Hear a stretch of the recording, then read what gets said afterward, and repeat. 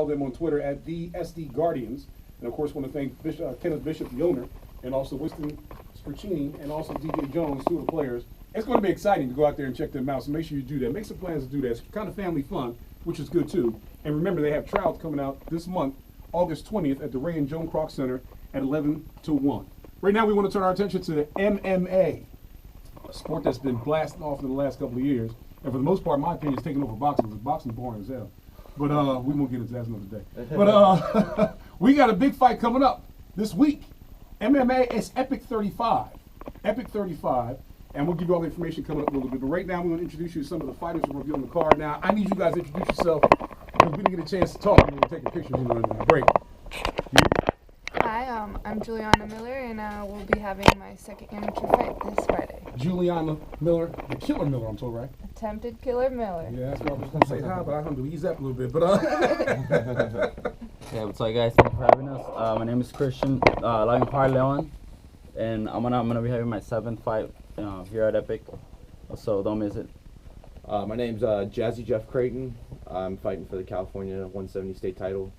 This weekend come out at 4 Point Sheridan, Epic 35. It's going to be a big event. well, he already gave the location, so I took that away from me. There you go. But, there you go. That's all good. I'm already That's all ahead of good. It's all good. Juliana, let me ask you first. And I ask you guys the same question, because Yeah. obviously you guys are going to have different answers for it, because you have different interests in getting into this. But what got you into MMA fighting? Just the idea of wanting to learn self-defense. Just the idea of wanting to learn self-defense and be able to protect myself. People will walk to their car scared, and I was just thinking, why don't you just learn how to feel safe on your own? You know, just to be bigger and stronger than I've ever been before, and I love to wrestle. And so what's your major skill? Because everyone has a different skill set that they're stronger in versus other parts. I'm a submission artist. Uh-oh. I could choke you out from anywhere. Guess we ain't going to lunch. We might be out before we go to lunch. Christian, what got you into MMA? Well, actually, just the competition, man.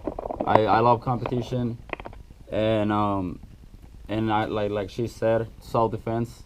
That's actually what got me to MMA. When you talk about competition so far, what has been your toughest, or who has been your toughest competition? Ooh, I guess my first MMA fight, I actually fought with an injured shoulder, and I was getting beat up, and end up knocking out the other guy. Now, So it was pretty fun. When you say that, it's your first fight. You already got butterflies, I'm sure. Yeah. You had friends and family in the crowd? Yeah, of course. And you was getting your ass whooped. I was getting my You ass said whooped. beat up, I'm saying getting your ass whooped. Oh yeah. What kind of feeling is that? Oh, it's horrible, man. It's horrible.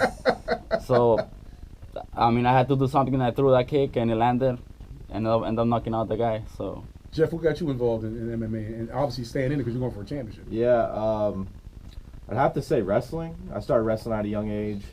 I was always getting in fights on the playground during recess, so I think I was just kind of like born to be a fighter. My dad was like, I knew you were going to be a fighter. You were like 4 years old. We were at McDonald's. You got to fight on a. You were rolling down the slide, fighting a kid on the playground. I was like, I knew he was going to be a fighter. So he wasn't surprised once I started getting into this. He was like, all right, I knew you were going to go down that path. So I guess from then on, I was destined to be. Being a female, Juliana, what's kind of some of the feedback you've gotten after fights, during practice, and what have you? Because obviously people look at women differently when they get into the real contact sports like this. Because even in MMA fights right now, I think some of the best cards they had females on the card. So what kind of some of the feedback you've got? People love it. People love to watch girl fights, especially in crazy scrambles. Girls go pretty hard, and we love to put on a show. It's just really beautiful because so many women out there are scared all the time. They carry weapons in their purses, pepper spray, and we're here to show people that you don't have to live life scared. You can really go out there and face your fears and just learn how to protect yourself.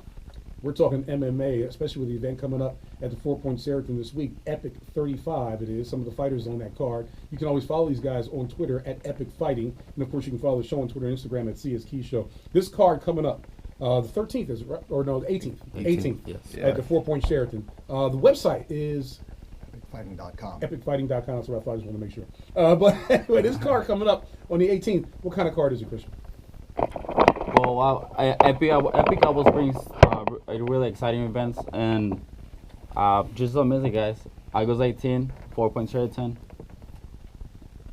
I was kind of surprised that when I got the email about this coming up, and I told a couple people that I was going to have you guys on the show this Sunday. I got a lot of good response from it because obviously the reputation of Epic has gotten around. I'm going to assume that the 35 is marches like UFC. This is the 35th event. Yeah, this is the okay. 35th Just making sure. event. I know UFC is what 214, Yeah, 215. oh, yeah. Do you see this league, if you want to call it that, do you see this expanding and getting as big as UFC, Jeff? To the amateur level, yeah. The show, I remember watching like highlight videos of like Epic 1, 2, and 3, and much smaller events. And now there's like 1,000 people, in attendance each event, and there's about between 15 and 20 fights each event. So there's a lot of fights going on. There's more competitors. There's more fans. There's just more people wanting to be there. I could see it definitely like taking over this SoCal regional area. It's just the best event down here in the South. Now, obviously, you just can't show up and fight. You got to train. Yeah, so, true. And I'm sure you guys are working during the day, whatever you have to do, Oh, yeah. whatever shift you work on. So how does that work? How does your training schedule go? Usually I wake up around 5:15. I run to the gym at 6. From 6 to 8 I work out, and then I go to school. I go into school to be an EMT. So I go to school for most of the day, and then I come back in the afternoon and work out from like 4 to 6:30, and just get as many hours as I can training. It's hard. You got to prioritize and really use your time wisely, but if you really want it, you'll make it happen. Christian, what's your schedule like? It's kind of similar to his. Wake up like 5, 6, train from 6 to 8. Go to work, come back and train again for another couple hours. And like he said, it's really hard to, like myself. I have a full-time job, so it's kind of hard to keep up with all the other guys that don't have to work. But we're trying, and we're getting there. It pays off. You can Yeah. always tell when it pays off. Julian, what's your schedule like? I mostly work weekends, so I've tried to clear my schedule to train as much as possible. I train in the morning from about 9 to 1, take a couple hour break, and come back around 4 or 5 until 8 o'clock at night. I pretty much train all day, but I love this. I love to throw down. It's so much fun to just get out there and scrap and really have a chance to release that inner savage. We all have it, and very few people can actually unleash that without getting in some form of legal trouble. So for me, We are lucky. I'm We are trying to lucky. stay out of that trouble and throw down in a place where people love you for it. Yeah. Fighting is so looked down upon, on your peers, but it's so awesome when you love to fight and then you're in that cage and people are actually cheering for you like it's a beautiful and amazing thing instead of something terrible. I can hear it in your voice. I mean, that transitions. But is there such thing as overtraining? Oh, absolutely. Rehabbing your body is so key, man. You kind of get shut out when you train too much. It's happened to me all the time, but I'm addicted to it. I love it so much. I always find myself back in there. Now, when you first got into it, obviously there was some hesitation, I'm sure, because you never experienced it before.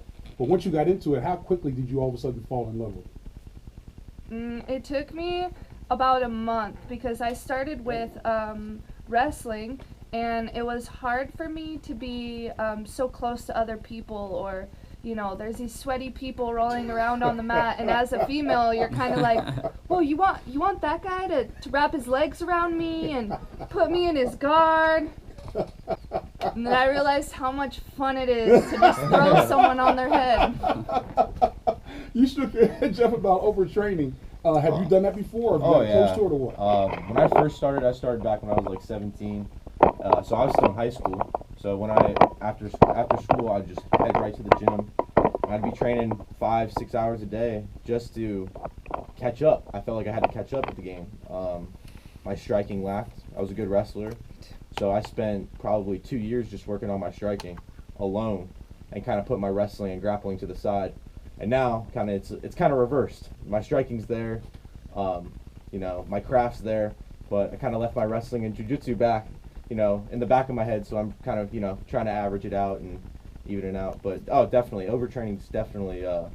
I've definitely overtrained before. You got to really prep your body. You got to, foam roll, ice, massage.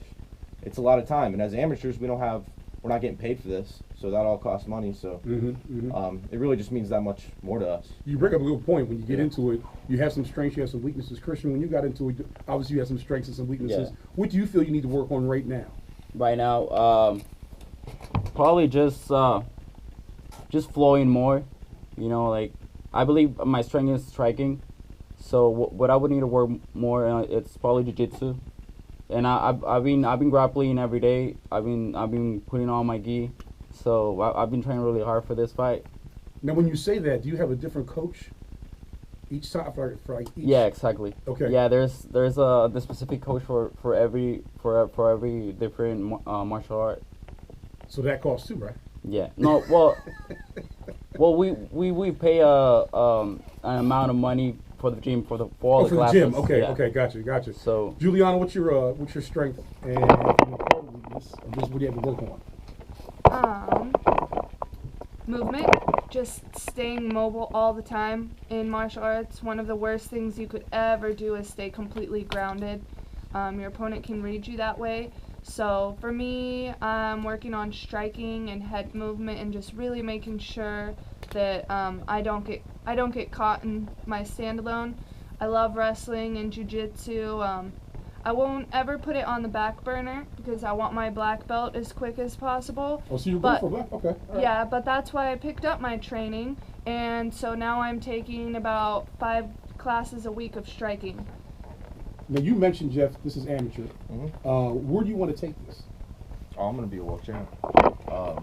I've Professionally? Oh yeah. Okay, I've already so set my that's what I'm mind to it. My plan is I have 1 or 2 more fights. Then I'm gonna make my pro debut. Fight a couple times. I'm gonna work as an EMT. I'm gonna save up 10 grand, and then move to Thailand for 6 months. And that's my plan. Working as an EMT, Yeah. you can take care of yourself. Yeah, exactly. Hey, I might be working at some of the fights too.